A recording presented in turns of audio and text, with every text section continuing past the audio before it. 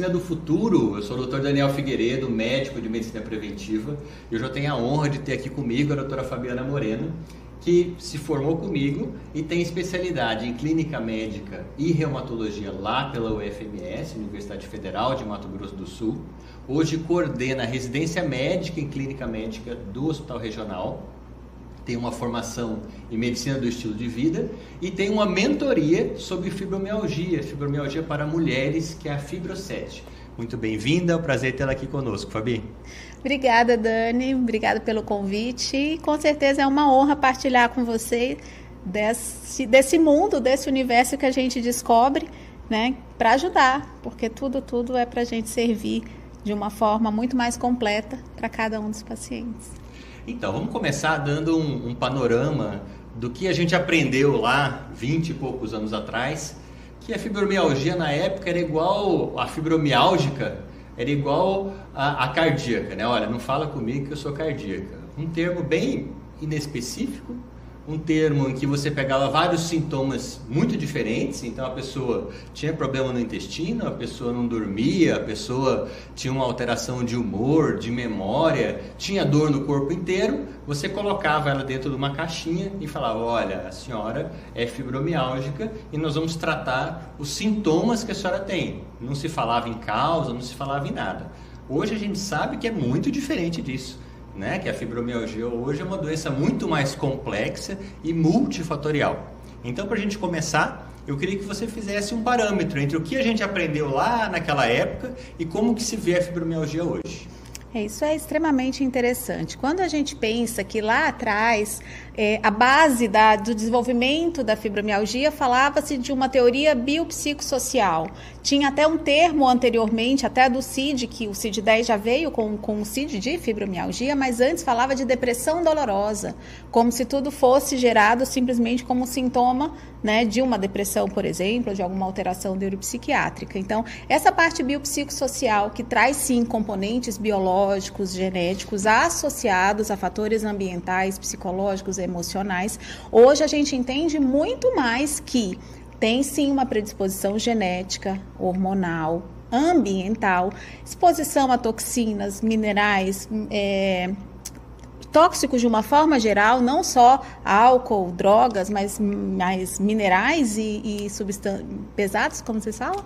Metais pesados, né? Alumínio está super associado e tem sim fatores autoimunes, inflamatórios, desbióticos, né? Tudo envolvido nesse desenvolvimento. Então, hoje a gente trata a fibromialgia como uma síndrome de amplificação dolorosa, com sensibilização central, sim, mas não simplesmente vinculado a um eixo psicoemocional ou sociofamiliar. Tem toda essa questão biogenética, imunológica, inflamatória e ambiental, muito mais como gatilho do desenvolvimento do que simplesmente, né, uma alteração do meio com relação à parte psicológica propriamente dita.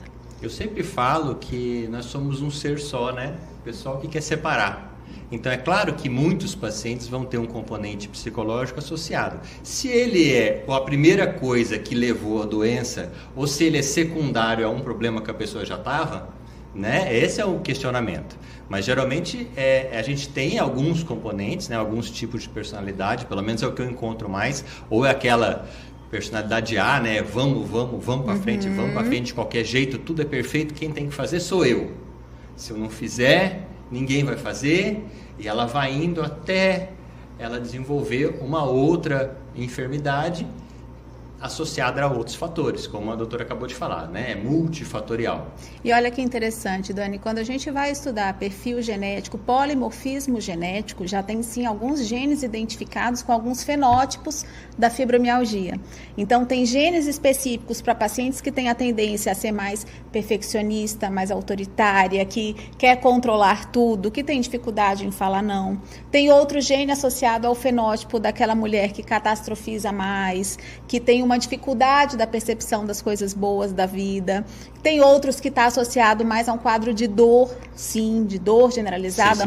Sensibilização, né? Central com desmodulação, né, das vias regulatórias de dor.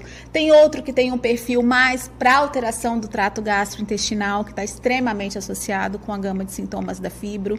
Então, hoje a gente tem conseguido identificar alguns polimorfismos genéticos associados a fenótipos específicos da fibra. Características que aquela pessoa tem de como que ela vê o mundo, né? Eu tenho também muito aquele tipo B, que é aquela pessoa que é a cuidadora, né? Ela só doa, né? Ela só doa, ela cuida, no final fica com dor. Mas é muito interessante esses outros fatores, a gente podia falar de alguns deles. Então, eu acho que a gente podia começar com o intestino. O que o intestino tem a ver com essa história de fibromialgia?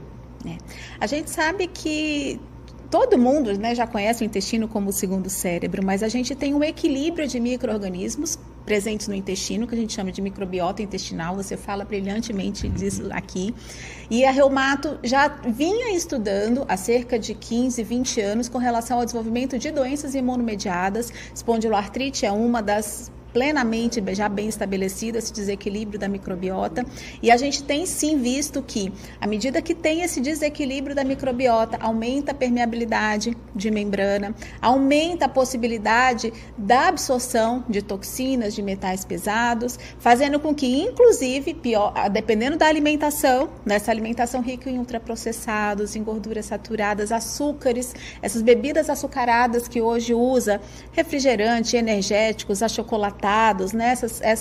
Esses ultraprocessados de uma forma geral levam a essa alteração da microbiota, aumento de permeabilidade, diminuição da produção de serotonina e vários outros hormônios, né, de bem-estar, e tudo isso influencia na modulação de dor a nível do sistema nervoso central. Então começa com processo inflamatório crônico de baixo grau, muitas vezes só com sintoma gastrointestinal, e aí com o passar do tempo, essa mulher, principalmente mulher, né, 90% das pacientes com fibromialgia são mulheres, e aí sim a gente vê o componente, tanto epigenético, genético, hormonal também, né, para esse desenvolvimento.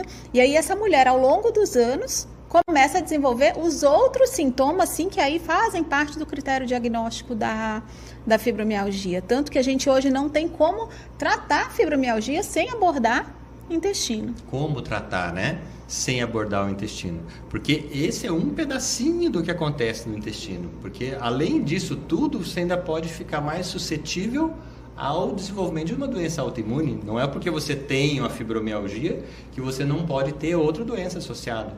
Inclusive, quando a gente fala de autoimune, um diagnóstico diferencial importante, por exemplo, é o hipotireoidismo, né? Alterações hormonais fazendo quadros muito semelhantes à fibromialgia, né? O que você me fala desses problemas hormonais? Isso é uma coisa extremamente importante, porque a fibromialgia, o diagnóstico da fibra é um diagnóstico clínico. A gente se baseia nos critérios do Colégio Americano de Reumatologia, do índice de dor generalizado, da escala de gravidade de sintoma, que aborda fadiga, sono não reparador, alteração de memória, concentração, dor de cabeça, dor abdominal e dor de cabeça. Dor de cabeça, dor abdominal, cefaleia, dor abdominal e sintomas neuropsiquiátricos, depressão e ansiedade. Então, fazendo essa pontuação, a gente classifica se tem ou não fibromialgia, mas o mais importante é afastar outras condições clínicas que podem estar associadas. E aqui as condições endócrinas são as mais prevalentes, sem dúvidas, né? O hipotireoidismo está muito prevalente, até porque a gente sabe que essa desbiose também está interligado e vai desviar, né, tanto a produção de T4 quanto a conversão periférica de T3, então está tudo, e sem dúvida nenhuma, pacientes que têm essa predisposição vai sim ter desenvolvimento de qualquer outra doença imunomediada. Hoje a gente sabe que, se você for pesquisar, a fibromialgia não é considerada uma doença imunomediada, não é considerada uma doença autoimune, mas a gente já tem vários estudos, sim, comprovando alguns autoanticorpos que ainda não estão totalmente identificados, mas sim que leva a neuropatia de fibras finas, que leva à destruição de alguns neurônios de gânglio dorsal da medula, que descompensa ainda mais o quadro de modulação de dor. Interessante, porque realmente faz sentido, né? Porque você está fazendo um mecanismo para a doença autoimune. ali no intestino. E não só isso, como também a alteração do eixo HPA, né? Que causa uma alteração de cortisol, da quantidade de cortisol produzido. Além dessa parte do hipotireoidismo, a gente também tem, da parte hormonal, uma disfunção do eixo HPA, onde eu tenho uma alteração na produção de cortisol. É o estresse. Então a gente começa com estresse agudo, correndo o boi bravo. Quando eu estou correndo o boi bravo, esse meu cortisol basal, que é em média, em jejum, 18, 7h30 da manhã, ele vai para 25, 26. Então eu estou correndo. Eu consigo correr do boi bravo mais ou menos 2 anos. Tá? Dormir e acordar correndo do boi bravo. Porque como eu já falei anteriormente, a gente tem... A maior parte do tempo deveria ficar em repouso, relaxamento. Né? Era para correr do boi bravo e subir na árvore. E relaxar. E a gente às vezes acorda e dorme com o boi bravo. Consigo fazer isso em média 2 anos. Depois desse período, essa minha glândula suprarrenal, que está acima do rim, que produz cortisol, ela começa a não conseguir mais produzir cortisol na quantidade que deveria. Então é como se eu tivesse menos anti-inflamatório no corpo. Então eu acabo tendo mais dor. Porque qualquer coisa que aconteça no corpo em que eu precise de mais cortisol, eu não vou ter. Por exemplo, eu comer uma comida inflamatória, eu vou ter que diminuir esse processo inflamatório daquela comida. Então eu começo a sentir mais dor. É muito comum a pessoa comer uma comida inflamatória e passou 1, 2 dias, até 3 dias, né? Ela começa a sentir, foi engraçado, estou com dor nos dedos aqui, né? Eu estou sentindo muita dor. E aí você pergunta, o que você fez? Ah, eu comi tal coisa. E às vezes você faz uma dieta de exclusão, que muitas nutris não gostam, mas é um critério diagnóstico, você exclui aquele alimento mais ou menos 6 semanas e a pessoa fala, ó, parou de doer. Aí ela come de novo, dói de novo. Aí eu falo para ela, o que mais que você precisa para eu comprovar para você que você tem uma alteração? Então essa é uma outra alteração hormonal muito importante encontrada. O que mais? Me fala mais causas aí, pouco faladas. Ainda sobre essa questão de gerenciamento de estresse, é extremamente importante que cada paciente consiga identificar, porque a gente falou um pouquinho das personalidades, mas a gente tem os nossos estressores raízes, as distorções cognitivas, que sim, também a longo prazo desequilibra total esse eixo, né? Porque uma coisa é a gente ter uma reação aguda de luta ou fuga, né? Aquela reação que te deixa alerta e que teoricamente teria que resolver. E hoje os estímulos, né, do boi bravo nosso, não é o boi bravo, é toda a condição clínica. Então, clínica não, toda a condição de vida, né, ambiental que a gente vive hoje em dia. É família, é emprego, é trabalho, são as relações sociais, televisão, mídias sociais, né, tudo isso. Então, uma das coisas mais importantes para a gente controlar é ensinar as pacientes, isso eu trago muito na mentoria, o módulo completo de gerenciamento de estresse é isso, é que elas possam identificar esse boi bravo, que na verdade vai continuar existindo. A questão é como a gente se relaciona com ele, como a gente responde a esses estímulos do dia a dia. E ainda falando um pouquinho do cortisol, isso também influencia, a gente sabe, na disfunção mitocondrial, né? A mitocôndria, que é uma organelazinha que fica dentro da célula, responsável pela produção de energia, que tem sim vários e vários, né, minerais envolvidos e coenzimas e cofatores para ativar essa mitocôndria, especialmente em paciente com fibromialgia. A gente já tem sim determinado, por exemplo, deficiência de coenzima Q10, levando a essa disfunção mitocondrial, piorando a fadiga. Então, além de cortisol, também relacionada à disfunção mitocondrial, deficiência de coenzima Q10, sem falar nas vitaminas, né, vitamina D, B12, B6, próprio NADH, glutationa, que a gente usa nesse processo também de reativação mitocondrial. E super importante também dessa modulação é a questão de sono, né, Dani?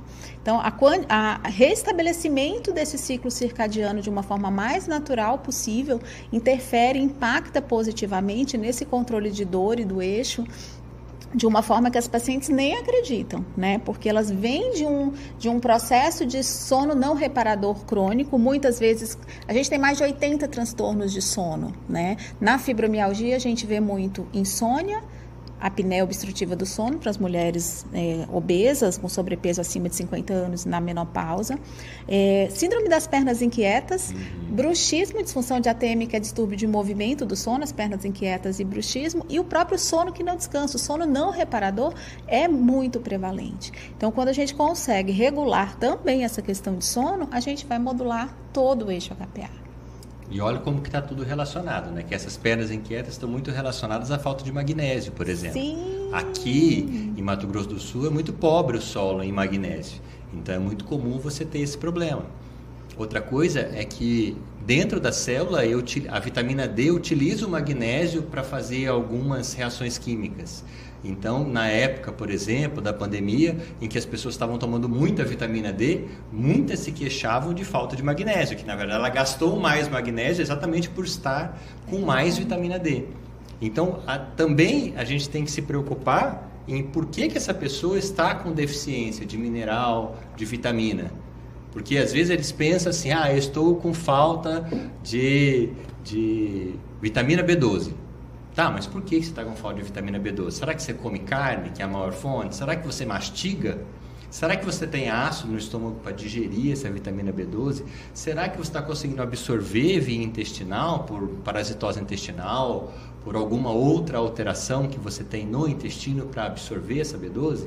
Será que você tem uma menstruação muito desregulada e está perdendo sangue? Então, são vários fatores que cada um que a gente vai encontrando, você tem que puxar o seguinte... Né? O que mais que você tem? O que está acontecendo? Né? A própria parte psicológica, às vezes você vai olhar que as alterações são na infância.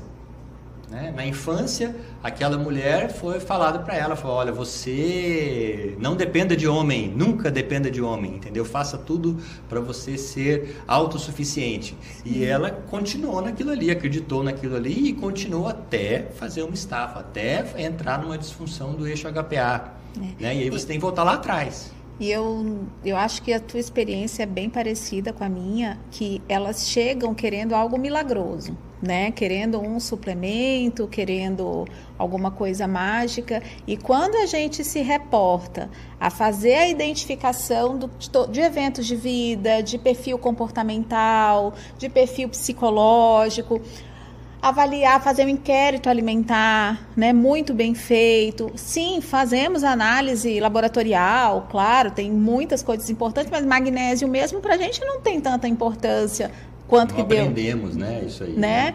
Então, e a gente tem que criar uma consciência, construir uma consciência de autocuidado do básico para essas mulheres, né? Porque elas vêm sim de uma criação, e o nosso modelo biomédico, né, que é o que a gente aprendeu, é focado muito na doença, né? E funcionou muito bem. No pós-guerra foi o que salvou, né, a humanidade, foi o que teve a possibilidade da gente reverter doenças agudas, né, principalmente as infecciosas, para doenças agudas. Tratando-se de doença crônica não transmissível, que hoje é o que mais mata no mundo, cardiovascular, demência, câncer, dor crônica, né, que hoje já é constituída como uma condição clínica, não tem como a gente abordar simplesmente foco na doença. Se a gente não abranger isso tudo e construir essa consciência no paciente, na mulher com fibromialgia, a gente não vai conseguir uma pílula milagrosa, pode ser o suplemento que for, a gente tem que ir nessa raiz, desde a parte, né, dos estressores raízes, das distorções cognitivas, como essa que você falou, da infância, de resgatar melhora de padrão de sono, movimento, né, inserir movimento na rotina, para depois partir para o exercício, para depois uma atividade física periódica, sustentada, programada, né? E aí, pouco a pouco, a gente vai mostrando para essa mulher que tem muito mais a ser feito do que uma pílula mágica. Exatamente, e assim, não é que a gente não vai tratar os sintomas, mas eu sempre falo, esse tratamento inicial é uma muleta. Eu quero que você ande sem muleta, então eu vou te diminuir sua dor, para você poder fazer um exercício físico, mas você tem sua tarefa de casa para fazer também, né? Não é só o remedinho ali que eu vou te dar, né? Que muitos pacientes já estão vindo, não sei se já está havendo uma seleção para me procurar, mas muitos pacientes já estão vindo educados e de saber, falar, olha, eu entendi que eu tenho que fazer alguma coisa também, que não vai ser só o remédio, mas tem muitos que querem só o remédio, falar, olha, só o remédio. Você vai tomar um remédio para sempre? Né? Esse é o seu objetivo? Porque se você já fez um mecanismo para ter esse adoecimento, esse mesmo mecanismo pode levar a outras doenças, né? Porque, por exemplo, se o problema for no intestino, ela tem uma chance de ter doença autoimune. Se o problema for uma disfunção do eixo HPA, para se fazer o cortisol precisa de glutamina, que é usada para fechar o intestino, para não fazer o intestino vazante. Então, e como o cortisol é sobrevivência, o corpo vai pegar aquela glutamina e vai mandar para fazer cortisol. E vai deixar o intestino mais aberto, também propiciando o aparecimento de outras doenças crônicas. Então, apesar dela se achar, esses poucos pacientes, né, que nós pegamos, confortável em ter somente uma doença crônica, inclusive com o ganho secundário que ela causa, né? Ela tem que pensar que hoje ela tem uma, amanhã ela tem duas, depois amanhã ela tem três. Né? Você na reumatologia deve ver muito isso, Sim. né? Pacientes com múltiplas doenças reumatológicas. Sim, não só reumatológicas, né? A gente vê com pressão alta, com diabetes, com dislipidemia, com outra doença imunomediada associada, obesidade. Né? Então, sim, as doenças crônicas, elas se sobrepõem. A gente está falando de sindemias hoje em dia, né? Então, outra coisa super interessante para essas pacientes que já entenderam que não é milagre, que tudo passa por um ajuste desse estilo de vida, a gente vê, se Deus quiser, em pouco tempo a gente já vai conseguir lançar a mão de uma forma mais acessível de exames de epigenética, de estudos de metabolômica, né? Fazer essa análise, sim, para fazer um tratamento mais direcionado, porque para essa mulher que já entendeu que tem um estilo de vida, né, com todas as medidas bem implementadas, isso aí vem um a mais para agregar saúde, qualidade de vida, né, sem sombra de dúvidas. Eu vejo isso como se ela precisasse olhar um papel escrito que ela tem aquela alteração. Porque é engraçado, porque esses tempos atrás eu peguei um paciente, o pai era meu paciente de longa data já, e o filho, ele trouxe o filho e falou, olha, meu filho, marcador de celíaco, coitado do meu filho. Eu falei, é? Você pode comer pão? Não, eu passo mal demais da conta, eu sinto dor, eu tenho azia, eu passo super mal. Falei, e você acha que a fruta cai longe do pé? Né? Não, mas o meu deu negativo. Aí eu falo de novo, mas você pode comer pão? Ele é uma criança, ele tem um monte de possibilidade de recuperação, muito maior que a sua. Mas ele precisava de um papel, entendeu? Então, assim, muitas vezes esses exames eu peço, poucas vezes na verdade, para mostrar para o paciente. Fala, se você precisa de um papel escrito, aqui o papel, né? Eu te mostro o papel, né? O que mais que você precisa acontecer? Se você come e fica ruim, para de comer e fica bem. Aí você come de novo, fica ruim, para de comer e fica bem. Quantas vezes você precisa fazer esse ciclo? Quando é alimentação, isso aí a gente consegue, né, fazer isso de uma forma até mais causa e consequência, né? Quando tem as outras alterações que se desenvolvem de uma forma mais lenta ou que ainda não apareceu, faz diferença, sabe? Ainda mais quando o papel, o exame, por exemplo, o B12, acontece muito isso, tá normal, e aí a gente vai estudando, né? Pede urina, pede homocisteína, e aí consegue entender o que está acontecendo, não só para o paciente, eu acho que do ponto de vista clínico mesmo, né? Alguns raciocínios, porque tem pacientes um pouco mais complexas, né? Que aí demandam da gente também toda essa análise de perfil metabólico, inflamatório, de uma forma mais detalhada. A maioria dos pacientes a gente consegue fazer isso, né? O feeling, né, da clínica faz a gente perceber. E aí a outra construção de consciência também é a questão da nutrisensibilidade, porque não é que uma coisa é proibida para todo mundo, mas sim, a gente sabe sim que tem alimentos que são... E às vezes os graus de inflamação são diferentes. Às vezes se eu tomar um copo de leite eu inflamo 10, você inflama 6, entendeu? E se nós comemos trigo, você inflama 10, eu inflamo 6. Então, que existe um processo inflamatório, parece que existe em quase todas as pessoas. Mas assim, o quanto que você tem de resiliência àquele processo inflamatório e quanto que você realmente inflama. Porque às vezes se o seu intestino estiver muito bom, se o seu estômago estiver muito bom, às vezes você não inflama tanto. Né? A solicitação de exames dessa parte nutricional, com certeza, entendeu? B12, ferro, né? Só da pessoa estar com a ferritina super baixa, sim, ela tem quase todos os sintomas de fibromialgia. E quem que pediu ferritina para ela? Né? Para a mulher que menstrua 5, 6 dias por mês, né? Perdendo um monte de nutriente. Infelizmente, os reumatologistas ainda hoje, na formação, não têm essa preocupação, sabe? De fazer uma análise básica da dosagem de ferro, ferritina, índice de saturação, B12. A vitamina D a gente ainda pede, mais associada ao perfil musculoesquelético, né? Metabolismo de osso, mas não tanto pensando em dor crônica, sabe? B12, investigação da fadiga propriamente dita, a fadiga é muito mais tratada como um sintoma acessório ou cardinal, se for o caso da fibro, do que propriamente um alerta para investigar as outras causas. Isso a gente ainda tem muita deficiência nisso. Eu estava conversando semana passada que a gente teve a jornada de reumato daqui, o presidente da comissão de dor da SBR estava aqui, o anterior, que é nosso aqui de Campo Grande, e o novo que estava assumindo, falando disso. Eu falei, a gente tem que estar atento a essa formação dos novos reumatologistas, porque a gente forma os médicos, a grande maioria, no sistema público. O SUS não tem acesso. E aí meio que vira... A desculpa, a muleta da gente não ensinar a forma correta, né? De investigar e de tratar. Até porque eles têm um baita de um laboratório, né? Por exemplo, a Universidade Federal. Né? Pode fazer o exame, né? Tem exames que só tem lá, inclusive. Sim. Se eles quisessem mesmo, daria para fazer. E a clínica, né? O paciente fala, meu cabelo está caindo, olha, minha sobrancelha está caindo, olha, eu não consigo perder peso, eu tomo água e eu aumento de peso, né? Eu não tenho energia para ir no banheiro. Esse dia atrás eu peguei uma e falou assim, eu seguro, porque assim, para mim é muito esforço eu ter que ir no banheiro e fazer xixi. Falou, isso não está certo? Né? Falei, mas eu estou assim há muito tempo. Falei, não é por isso que está certo. Né? Então, esse conversar entre as especialidades, porque veja, se a pessoa está numa crise de doença autoimune, de alguma coisa muito grave, eu vou precisar de um reumatologista, é claro, entendeu? Para tirar a pessoa daquela crise. Mas às vezes o acompanhamento pode ser um acompanhamento diferente. Sim. Né? Associado. Certeza. Eu sempre falo que é sempre um ganha-ganha. Né? A gente consegue um resultado melhor para o reumatologista também.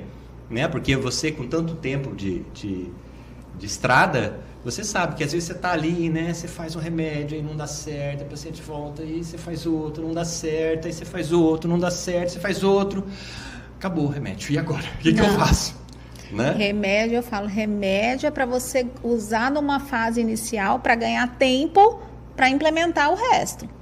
Né? Tirar o paciente da dor, aliviar um sintoma, fazer ele dormir melhor, tirar uma dor, mas você tem pouquíssimo tempo, porque o remédio está fadado a falhar, ou pior, até tem algum resultado, mas enche de efeito colateral. Exatamente, os efeitos colaterais, né? Complexos, né? Não, de difícil manejo, assim, principalmente ganho de peso, constipação, boca seca, né? Tontura, uns dão sonolência, os outros tiram. Então, assim, no final das contas, remédio não é o jeito certo de tratar a fibromialgia. A gente serve para a gente ganhar tempo para implementar todas essas outras medidas, né? Estilo de vida, comportamentais, porque não tem como, né? Tudo passa pelo comportamento, né? Pelas emoções. E fazer assim com que essa mulher aprenda, né? A ter uma rotina, né? Desde dieta, de movimento, de controle de estresse, para aí sim poder sair do quadro de dor crônica. Dá umas dicas aí pra gente. O que você acha que deveria fazer? Bom, vamos lá. Dieta anti-inflamatória. 3 alimentos proibidos para quem tem fibromialgia. Bebidas açucaradas, a gente já comentou, refrigerante, energético, achocolatados, carnes ultraprocessadas, cheias de gordura saturada. Então, salaminho, mortadela, peito de peru, que algum dia alguém disse que era saudável, né? Você já viu o peito de peru redondo? Peru redondo alguma vez? Né? Como é que um peito de peru é redondo? Salaminho, salsicha, linguiça, né? Essas carnes assim são terríveis. Nitrato e nitrito ainda por cima. Não tem nada de bom. E as gorduras saturadas presentes naquelas comidas prontas, né? Macarrão instantâneo, sorvete, lasanha, pizza. Então, isso tudo agrega uma complexidade para o trato gastrointestinal que leva a piora de todos os sintomas da fibro, né? Leva a desbiose de quem não tem, piora de quem já tem, piora a produção dos hormônios e dos neurotransmissores. Então, a dieta. Dieta é comida de verdade. Rica em proteína, mulher com fibromialgia precisa de proteína, boas fontes de proteína. Carnes magras, peixe, atum. Gente, atum é uma coisa, né, barata. A gente fala de salmão, tudo bem, é mais caro, mas tem atum, tem sardinha, né? Ômega 3, que é importante. E aí vem a polêmica do ômega 3 na fibro, que eu já vou levantar. Ômega 3 para fibro diretamente pros sintomas. Não tem nada comprovando melhora de dor, de fadiga, de sono, mas a gente sabe que as mulheres com fibromialgia indiretamente têm risco cardiovascular aumentado. E sim, o ômega 3 é um ácido graxo essencial que, dependendo da idade e da fase de vida que você está, você tem que suplementar, né? E até pelo potencial anti-inflamatório e antioxidante do ômega. Comida de verdade, então, proteína, as frutas, os vegetais. Então, tudo que você não sabe de onde vem, não faz bem. A maçã não está escrito, né? Isso aqui contém maçã. Não. O que você olha e é comida, o que você pode fazer em casa, né? Tem alguns alimentos coringas que hoje a gente dispõe com qualidade, né? São aquelas seletas congeladas dos legumes que você olha lá, tá simplesmente o legume congelado. Então tem esses coringas que a gente pode lançar a mão, mas de fato é o que a gente cozinha, né, em casa, o que a gente pode fazer, nossa. Então, dieta anti-inflamatória é comida de verdade, proteína de boas fontes, gorduras de boas fontes, né, das oleaginosas, das carnes. O outro pilar, gerenciamento de estresse e controle de emoções, né? A gente começar a identificar que não é o que acontece, é como a gente reage. Então, tem todo um treino de um diário de estresse junto de um diário de dor, para que você possa identificar o que está te causando. Porque as emoções têm nome. Eu não estou estressada, eu estou com raiva, eu estou decepcionada, eu estou frustrada, eu estou me sentindo desvalorizada porque fulano achou que eu não era capaz de executar um trabalho. Então, a gente ensina cada mulher a identificar a emoção por trás daquele estresse, né? Por trás daquela ansiedade. Então, nominar as emoções, você começar esse autoconhecimento das emoções é fundamental para o gerenciamento de estresse. E aí, depois disso, vincular aquela emoção com o sintoma físico que você sente. O intestino travou, ou deu taquicardia. O órgão de choque, né? Qual que é seu órgão de choque em cada emoção? Isso aí é fundamental, por quê? Porque a partir daí você vai saber se você identificou a emoção, identificou que sintoma você desencadeou. Eu suei frio, deu palpitação, deu dor de cabeça, deu tontura, intestino, diarreia ou prendeu demais. E a partir daí você vai identificar os gatilhos e vai conseguir prevenir crise. Porque você tem estratégias de controle agudo do estresse, desde uma respiração profunda, de uma respiração quadrada, até coisas práticas mais formais, como meditação, yoga, mindfulness, tai chi chuan, né? Que são extremamente relacionadas a esse controle a longo prazo do estresse. E eu acho que outros dois pilares que a gente não pode deixar de falar é movimento. Hoje a gente tem uma diferença do que é sedentarismo, do que é comportamento sedentário. A gente já está praticamente aí, as pacientes já têm conseguido, por exemplo, chegar fazendo 2, 3 vezes por semana alguma coisa, ou um pilates, ou uma caminhada, ou uma musculação. Mas aí ela tem um comportamento sedentário, trabalha sentada, fica mais de 4 horas sentadas ininterruptamente. Ou você vai olhar, hoje a gente tem a facilidade daqueles relógios, smartwatches, ou o próprio celular que dá a contagem de passos. E aí você vê uma contagem de passos inferior a 3.000 passos por dia. O ideal são pelo menos 10.000, né? Se a gente passa de 5.000, já sai do comportamento sedentário, né? O ideal é acima de 10. Mas assim, dentro de uma paciente, na rotina de uma paciente que é totalmente sedentária, que anda menos de 3.000 passos, que não se levanta da mesa do escritório. Se a gente colocar snacks de movimento, a cada 2 horas fazer ela levantar e sentar da cadeira 10 vezes, ter um alongamento de uns 5 minutos, fazer dorsiflexão de panturrilha. Estacionar longe do Estacionar longe. Você vai no mercado, o que você faz? Você fica rodando, procurando uma vaga mais perto possível do shopping, do mercado, da farmácia. Estaciona mais longe, ganha esse movimento no teu dia a dia. Então são essas dicas, né, simples que já para começar. Quem já faz uma atividade física e ainda queixa, porque um grande desafio da mulher com fibromialgia é começar a atividade física e piorar da dor e da fadiga. Vamos alinhar a expectativa? Vai começar a atividade, vai piorar. E aí o que a gente vai fazer? adequar essa alimentação à base de proteína, fazer a suplementação, creatina, glutamina, whey, vamos ver o que é necessário, ajusta a meta proteica dessa mulher, tem um remédio de resgate. Dá um remedinho se precisar. Depois do exercício, né? Por quê? Porque ela vai ter uma adaptação aí que, para quem não tem fibromialgia, talvez gira em torno de 4 semanas, para a mulher com fibro vai 12 semanas para uma adaptação. Vamos alinhar essa expectativa? Sim, você vai piorar, eu tô aqui do seu lado, mas continua, não para, porque é isso, um dos principais eixos de modulação neuromuscular é o exercício. Quando eu vou na academia, o meu professor fala assim, você tá animado? Eu falei, não, remédio. Tem que fazer, não tem jeito. Tem que fazer. Dani me conhece há quase 30 anos. Eu nunca fiz atividade física. Comecei a fazer perto dos 40. Por quê? Porque tem que fazer.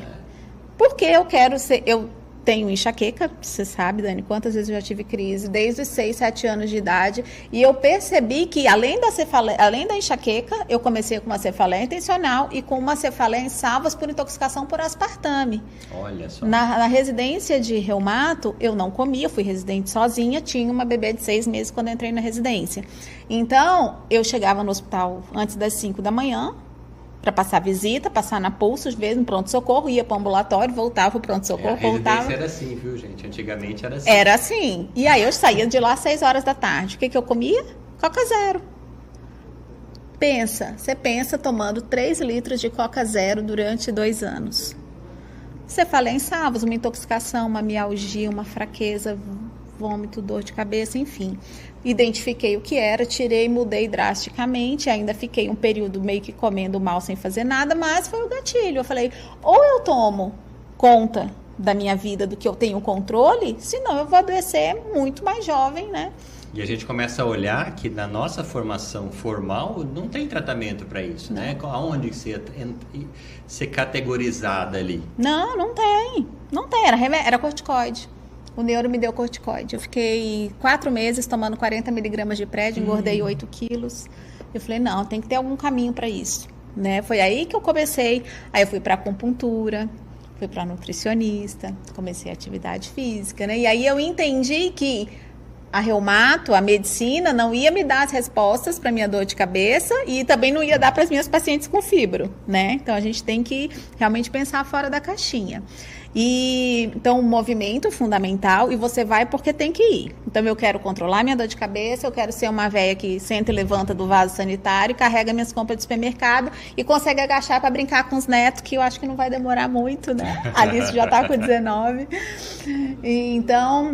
E o outro pilar, claro, sono.